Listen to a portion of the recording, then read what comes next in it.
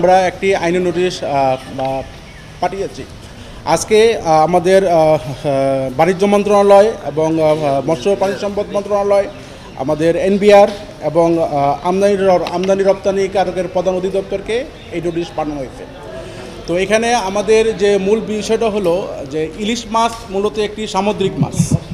এটা বাংলাদেশেও পাওয়া যায়, ইন্ডিয়াতেও পাওয়া যায়, মায়ানমারেও পাওয়া যায়। তো বাংলাদেশের চেয়ে ইন্ডিয়ার সমুদ্র সীমা অনেক বেশি, ওদের অনেক ইলিশ উৎপাদন হয়। মূলত বাংলাদেশ থেকে ইন্ডিয়ার ইলিশ আমদানি করার কোনো প্রয়োজন নেই। কিন্তু এখানে মূল বিষয়টা যেটা হলো যে ইলিশ মাছ যখন আমাদের পদ্মা নদীতে আসে ডিম পাড়ার জন্য, তখন এই ইলিশটা অত্যন্ত সুস্বাদু হয়, যার কারণে ইন্ডিয়া মূলত আমাদের এই পদ্মা নদীর ইলিশ আমদানি করে। এখন আমাদের পদ্মা নদীতে তো আনলিমিটেড ইলিশ নাই, আমাদের পদ্মা নদীতে যে সীমিত পরিমাণ ইলিশ আছে সেটা আমাদের বাংলাদেশের জনগণেরই চাহিদা পূরণে সক্ষম নয়। কিন্তু এই পদ্মা নদীর সমস্ত ইলিশ ইন্ডিয়াতে চলে যাওয়ার কারণে, রপ্তানি এবং অবৈধভাবে পাচার হওয়ার কারণে বাংলাদেশের জনগণ এই পদ্মা নদীর ইলিশ থেকে বঞ্চিত হচ্ছে।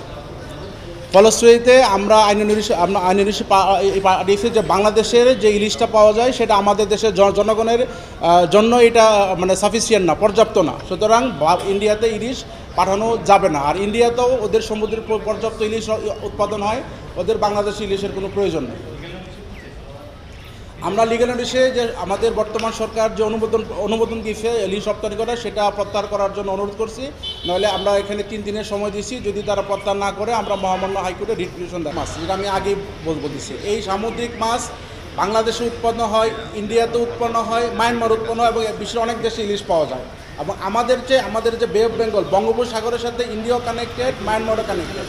কিন্তু এই ইলিশ মাছটা যখন পদ্মা নদীতে আসে তখন সেটা অত্যন্ত সুস্বাদু হয়। মূলত ভারতেই পদ্মা নদীর ইলিশ আমদানি করা হয়। এখন এই দুর্গাপূজা হোক বা যে উপলক্ষে হোক, আমাদের দেশের যারা ইলিশ রপ্তানিকারক তারা সারা বছর ধরে পদ্মা নদীর ইলিশগুলোকে তারা সংরক্ষণ করে তারা এই যখন রপ্তানি অনুমতি পায় এবং এদের সাথে অবৈধভাবে সীমান্ত দিয়ে তারা ইন্ডিয়া ইলিশ পাঠায় দেয়। যার কারণে এই পদ্মা নদীর ইলিশ আমাদের দেশের জনগণ একরকম পাই না। আমরা যেটা খাই সেটা হলো সামুদ্রিক ইলিশ। পদ্মা নদীর সব ইলিশ ইন্ডিয়া চলে যাচ্ছে।